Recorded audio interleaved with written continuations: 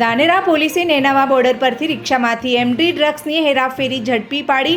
તો નેનાવા બોર્ડર પર વાહન ચેકિંગ દરમિયાન રિક્ષામાંથી એમડી ડ્રગ્સ સાથે ઝડપાયા 3 શખ્સ.